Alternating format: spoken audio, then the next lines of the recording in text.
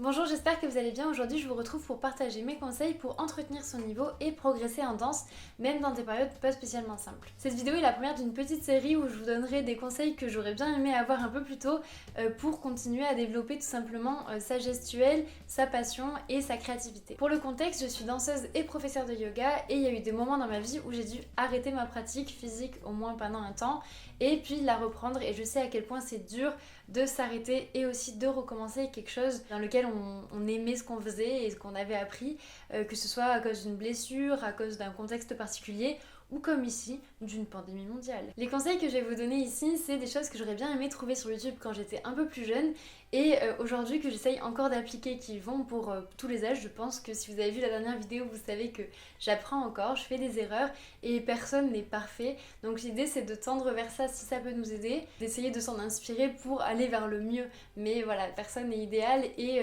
c'est des conseils, pas des ordres. J'avais envie de commencer par quelque chose qui me semble assez primordial, le fait de garder un certain rythme. Quasiment tous les jours, je suis sur mon tapis que vous voyez dans le fond et des fois j'y passe que 10 minutes, des fois j'y passe des heures, mais j'essaye de pas trop me donner d'excuses et c'est aussi ça un des points clés, c'est d'arrêter de se trouver plein d'excuses. J'entends souvent des je sais pas quoi faire, j'ai pas le temps. Déjà le temps, on a tous le même, on a tous 24 heures dans une journée, c'est à trier selon nos priorités et comment on veut consacrer du temps à notre pratique. Je pense que c'est aussi ça une des leçons, c'est de arrêter de se dire en fait il n'y aura pas d'instant parfait, c'est super rare, à moins que vous créiez un espace parfait, que tout soit fait pour que vous puissiez passer une heure sur votre tapis à faire votre meilleure séance.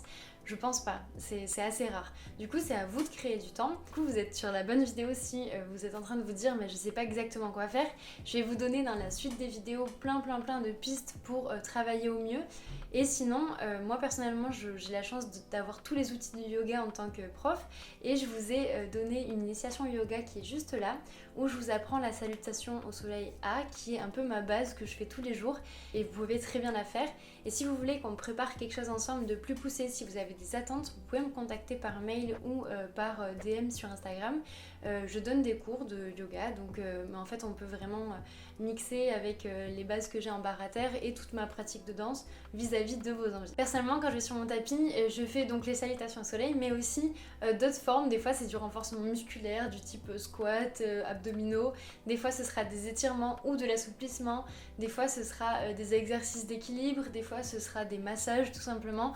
Et l'idée c'est de travailler vraiment sur ces aspects-là de mobilité, de renforcement musculaire, de souplesse et de coordination. Et quand on n'arrive pas trop à trouver soit l'inspiration, soit la motivation, il y a vraiment tout plein de contenu sur internet qui peut nous aider, que ce soit dans le renforcement musculaire, le yoga, le pilate, plein d'outils qui nous sont donnés. Après l'important c'est de puiser dans des bases qu'on a pour ne pas pratiquer tout le temps tout seul de A à Z et risquer de se blesser à force de répéter des mouvements qui sont pas spécialement justes. Et si vous n'avez pas les connaissances particulières, vous pouvez faire appel à un professionnel. Et aussi ce que je trouve assez important, c'est de s'écouter beaucoup. En fait, il y a des fois où tu sens que tu as besoin de t'étirer, il y a des fois où tu sens que tu as besoin de te renforcer. C'est pas toujours le plus drôle et en général tu te dis je sais pas trop si j'ai envie de faire ça, mais tu sens que ton corps en a besoin. Ce qui me semble aussi vraiment important, c'est de se rappeler pourquoi on fait ça. Personnellement, il y a des jours évidemment quand je me lève, j'ai pas du tout envie d'aller sur mon tapis, j'ai la flemme.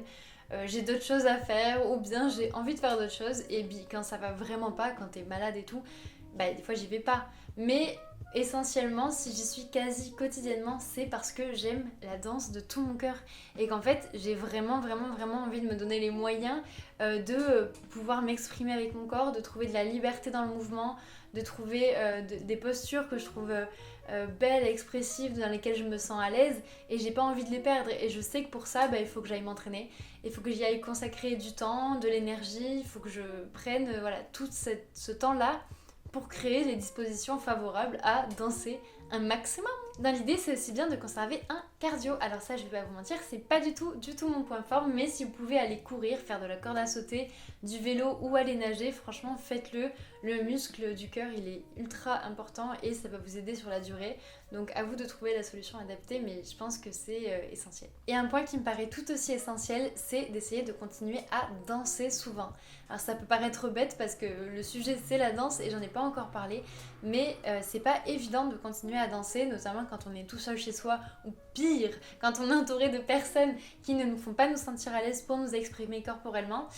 Ça peut être vraiment un défi, mais que je vous conseille vraiment de relever. Alors ce sera pas forcément danser comme vous en aviez l'habitude ou danser de la même intensité ni la même forme, mais dans les vidéos qui arrivent, je vais vous donner des conseils au niveau de la technique et de l'improvisation pour justement arriver à passer ce cap et à pratiquer, continuer à pratiquer malgré tout. Donc si ça vous intéresse, n'hésitez pas à vous abonner pour suivre les aventures qui vont suivre. Dans votre pratique, c'est important du coup d'être régulier, mais il ne faut pas être à fond tout le temps sur tous les plans.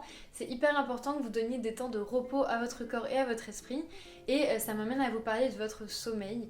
Je suis pas médecin, voilà, chacun a ses besoins, mais a priori dormir 8 heures par nuit c'est assez recommandé. Du moins garder un rythme de dormir quand vous en avez besoin, de vous lever aussi pour créer de la bonne fatigue et de faire attention tout simplement à votre rythme de sommeil. Alors je sais que moi la première, entre les confinements, le couvre-feu, les changements d'heure, le fait de ne plus avoir les activités qui peuvent tout simplement rythmer notre vie ou même les nouvelles activités qui se sont invité dans notre quotidien avec ces confinements, etc. C'est hyper compliqué, je trouve, d'avoir un rythme de sommeil qualitatif. Mais je pense que c'est quand même un point à faire attention. Voilà, essayer de se coucher sans écran dans son lit. Donc par exemple, ça peut être faire un travail de respiration, ça peut être écrire les belles choses qui sont passées dans notre journée, prendre un bouquin, faire quelque chose de décrocher des écrans d'un peu plus sympa. Et si c'est trop compliqué, au moins essayer d'activer la lumière bleue sur les écrans, parce qu'il y a l'idée du rythme du cerveau, le rythme circadien, etc. Bon bref, faites attention. On reviendra dans les vidéos suivantes aussi sur le fait que les écrans peuvent vous apporter pour pratiquer et pour vous améliorer dans votre pratique. Ça peut devenir une source d'inspiration intéressante. Mais là, le conseil d'aujourd'hui, c'est vraiment l'histoire de garder une forme de rythme et une régularité. Aussi tout simplement parce que si vous répétez un même mouvement ou une même phrase tous les jours, et ben elle sonnera jamais deux fois pareil parce qu'il n'y a pas deux journées pareilles.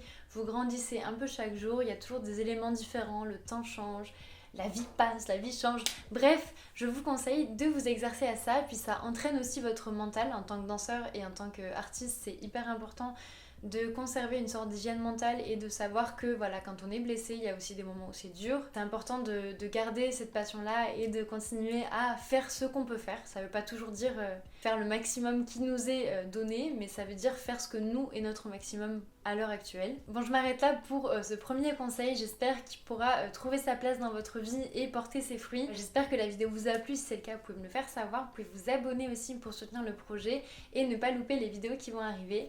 En attendant, je vous remercie beaucoup d'avoir passé ce moment avec moi et je vous souhaite une très belle journée.